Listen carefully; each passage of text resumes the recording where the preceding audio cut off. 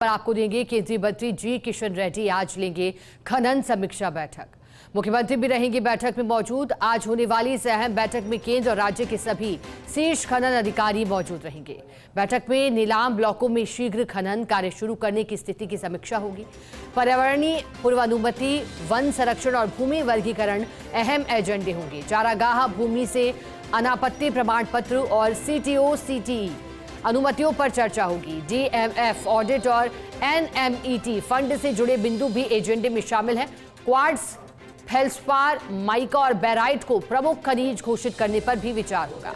केंद्र और राज्य के बीच लंबित खनन मसलों पर हो सकता है महत्वपूर्ण निर्णय। तो आज महत्वपूर्ण बैठक खनन की, जिसमें कई बड़े फैसले हो सकते हैं। खनन अधिकारी मौजूद रहेंगे, लेकिन चर्चा राजस्थान के मुख्यमंत्री भजनलाल शर्मा की मौजूद रहने की है, क्योंकि मुखिया के साथ साथ खान मंत्री का जिम्मा भी देख रहे हैं। साथ जानकारी लेंगे एसोसिएट एडिटर निर्मल तिवारी हमारे साथ जुड़ गए हैं।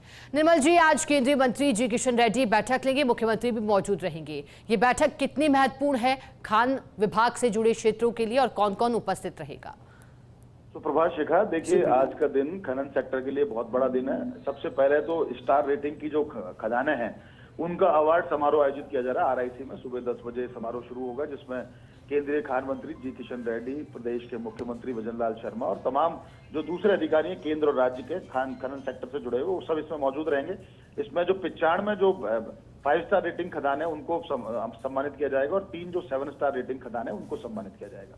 लेकिन इसके बाद जो महत्वपूर्ण बैठक होने जा रही है वो होगी खनन सेक्टर को लेकर। उसमें केंद्रीय मंत्री जी किशन रेड्डी इस बैठक की अध्यक्षता करेंगे। मुख्यमंत्री भजनलाल शर्मा भी इस बैठक में मौजूद रहेंगे और केंद्रीय जो खान सचिव हैं वी कांता राव वो इस बैठक में है। इसके अलावा प्रदेश के जो प्रमुख सचिव हैं टी रविकांत वो इस बैठक में। और तमाम इस बैठक का खास बात यह है कि राजस्थान को लेकर के केंद्र सरकार काफी कुछ ताना बाना बुन चुकी है खनन सेक्टर को लेकर, क्योंकि जिस तरह से खनन क्षेत्र में निवेश आ रहा है, राइजिंग राजस्थान में जबरदस्त उपलब्धि हासिल की राजस्थान ने। मुख्यमंत्री भजनलाल शर्मा जो कि खान मंत्री भी उनके नेतृत्व में, और उसके बाद देश में अव्वल स्थान अर्जित किया मेजर मिनरल्स की। जितने भी जो ब्लॉक्स हैं उनकी नीलामी में 88 ब्लॉक्स नीलाम हुए थे पिछले वित्त वर्ष में, 34 और इस वित्त वर्ष में भी जो अभी शुरू हुआ 3 महीने हुए हैं, इसमें भी नीलामी की झड़ी लग गई है।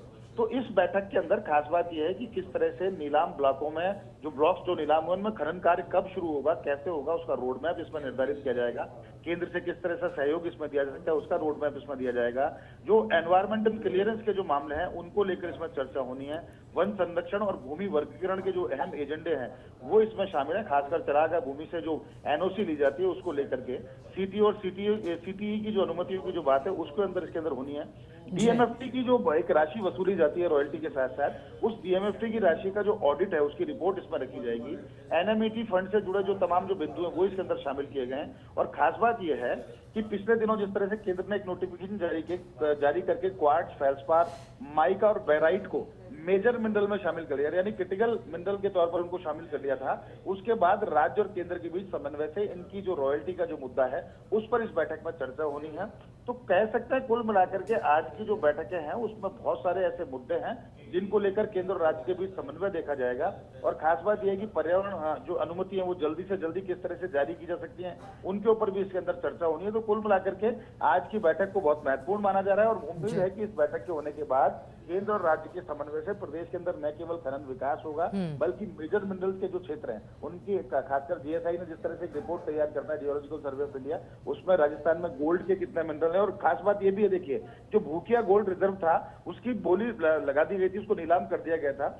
ओवैस अली शाह जो थे उनके पास वो गई थी, लेकिन उसके बाद चूंकि मामला ऑर्बिटेशन में चला गया था, इंटरनेशनल ऑर्बिटेशन के अंदर ऑस्ट्रेलिया की कंपनी ने लगा दिया था, तो उसको भी अभी तक उसकी एलओआई जारी नहीं हुई है। तो उस मुद्दे पर भी इसमें चर्चा होनी है कि केंद्र उसमें किस तरह से पैरवी कर रहा है वहां पर और क्या उसमें एलओआई जारी की जा सकती है। क्योंकि जो पहली खान थी प्रदेश की खान जो गोल्ड की खान थी, लेकिन उसके अलावा मैंगनीज की बात करें, आयरन ओर की बात करें, बेस मेटल की बात करें, रेयर अर्थ एलिमेंट की बात करें, लिथियम के भंडार यहाँ पर मिले, तो उनका एक्सप्लोरेशन किस तरह से होगा, केंद्र का सहयोग किस तरह से होगा, तमाम बातें इस बैठक में डिस्कस की जाएंगी। माना जा रहा है कि इस बैठक के बाद जो रोड मैप तैयार होगा उससे केंद्र और राज्य दोनों में जो खनन गतिविधियों को लेकर के जो उन्होंने जो ताना बाना बुनाया है, जो एक रूपरेखा तैयार कर रखी है, उस दिशा में तेजी से काम भी होंगे, रोजगार बढ़ेगा, अर्थव्यवस्था सुदृढ़ होगी। और प्रदेश का तो पहले ही खनन सेक्टर सबसे मजबूत और सबसे बड़ा सेक्टर है, तो इसमें और ज्यादा गति भी इसके अंदर आएगी। शिखा, ठीक।